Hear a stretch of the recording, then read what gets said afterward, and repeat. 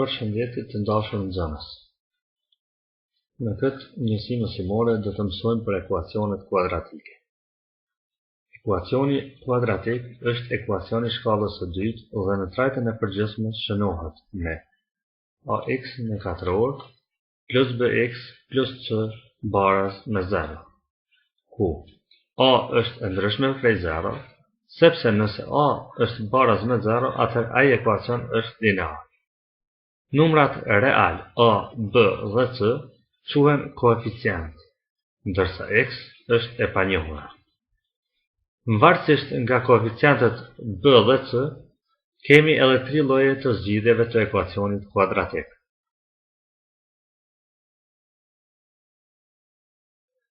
Zgjidhja e ekuacionit kuadratik kur koeficienti b është baraz me 0. Forma përgjithshme e ekuacionit kuadratik është ax në katror plus bx plus c baraz me 0. Kur koeficienti b është baraz me 0, atëherë vjen deri te ekuacioni ax në katror plus c baraz me 0. Nga ky ekuacion gjejmë x. Ax në katror baraz me minus c, x në katror baraz me minus c syje për a. Nga ku kur I fusim në rrojën katrore, x një 2 është baraz me plus minus rranja katrore minus c syje për a, me kusht që rranja e katrore minus c syje për a të jetë ma madhe se 0.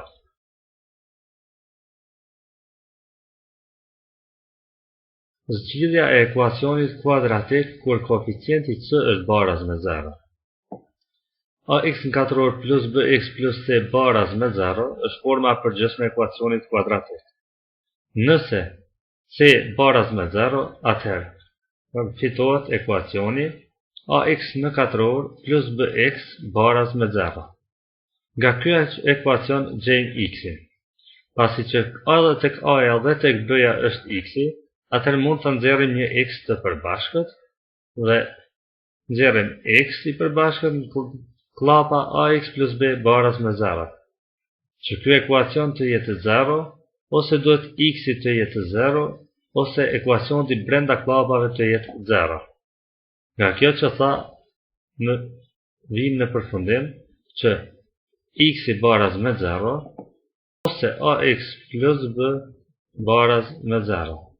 Nga kjo rrjedh, x1 baraz me 0, ose ax plus b baraz me 0, ax baraz me minus b, dhe x2 baraz me minus b syje për a.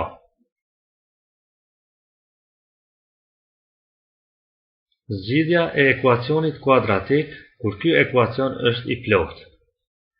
Do të thonë, kur ekuacioni ka formën ax në katror plus bx plus c baraz me 0, ku a, b dhe c janë të ndryshme prej 0. Që të vim deri tek zgjidhja e këtij ekuacioni, veprojmë në këtë mënyrë.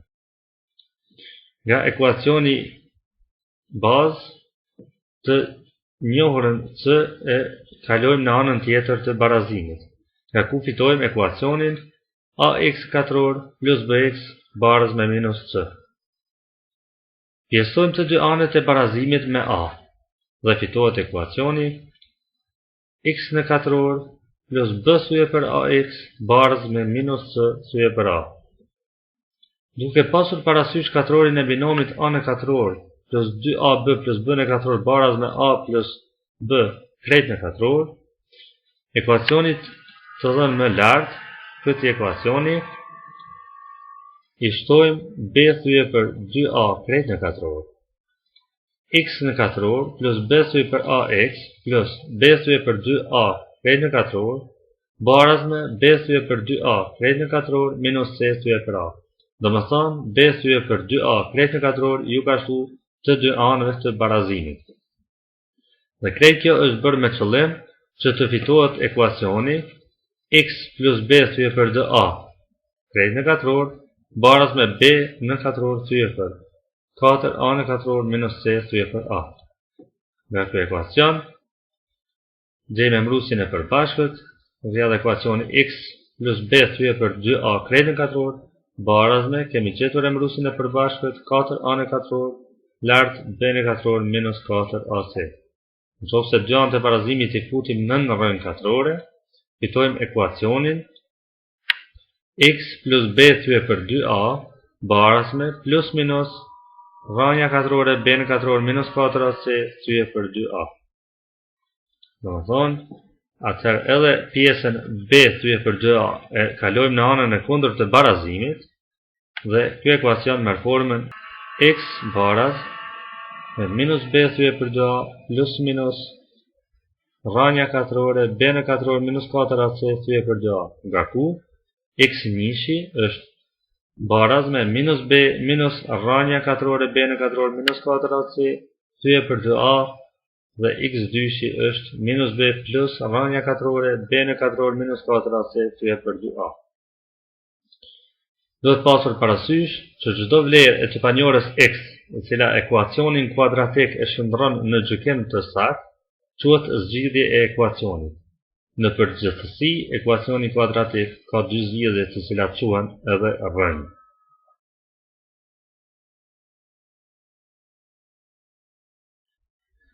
Diskriminanta. Shpreha që ndodhet nën shenjën e rrënjës katrore nga formula e mësipërme, t e barabartë me b në katror minus 4ac, quhet diskriminantë e ekuacionit kuadratik. Nga diskriminanta varet edhe natyra e zgjidhjes së ekuacionit kuadratik, ku kemi 3 raste për shqyrtim.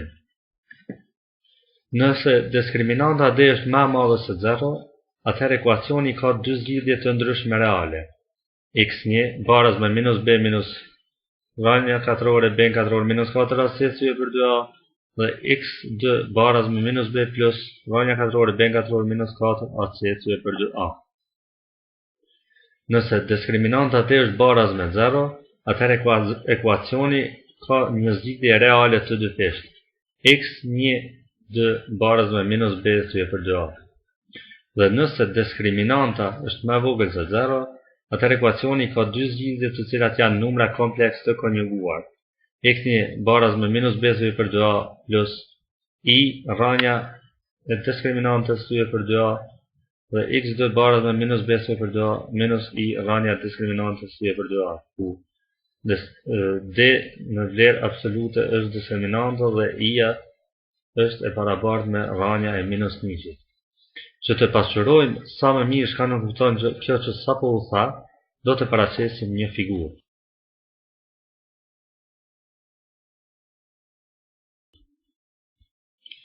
Në figurë janë të dhënë 3 grafike të ndryshme, ku grafiku me ngjyrë të kaltër paraqet grafikun e ekuacionit kuadratik kur diskriminanta e tij është më e madhe se 0 dhe shohim që ky grafik e pret boshtin x në 2 pika.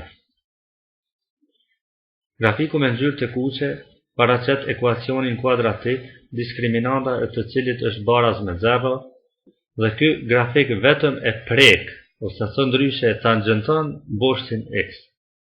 Ndërsa grafiku me ngjyrë të verdhë paraqet ekuacionin kuadratik, diskriminanta e të cilit është më vogël se 0 dhe ky grafik nuk e prek as nuk kalon nëpër boshtin x. Nga kjo shihet që ekuacioni kuadratik është një lakore e cila varësisht diskriminantës d boshtin x e pret në 2 pika ose vetëm e prek e tangenton ose nuk e prek fare këtë lakore.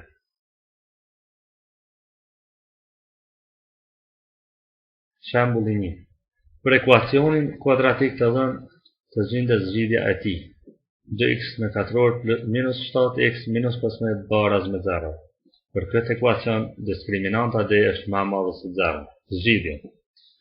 Duke përdorur formulën për zgjidhje të ekuacioneve kuadratike kur ekuacioni kuadratik është i plot, vim deri tek zgjidhja e këtij ekuacioni. x1 baraz me minus b plus minus rranja katrore b në katror minus 4ac thyë për 2a baraz minus 7 plus minus rranja katrore minus 7 në katror minus 4 herë 2 herë minus 15 thyë për 2 herë 2. Minus 7 është b-ja. 2 është a-ja, ndërsa minus 15 është c-ja. Dhe këtu 9/2 është A-ja. E barabartme 7 minus 3 minus plus 7 plus minus 7 në katror 49 minus dhe minusi këtu plus 4 herë 2 herë 15 120. Pjesume 4 baraz 7 plus minus 169 pjesume 4. Nga kjo x1 është baraz me 7 minus 13 pjesume 4 baraz me minus 6 pjesume 4 baraz me minus 3 të dytat. Ndërsa x2 është 7 plus 13 pjesume 4 baraz me 20 pjesume 4 baraz me 5.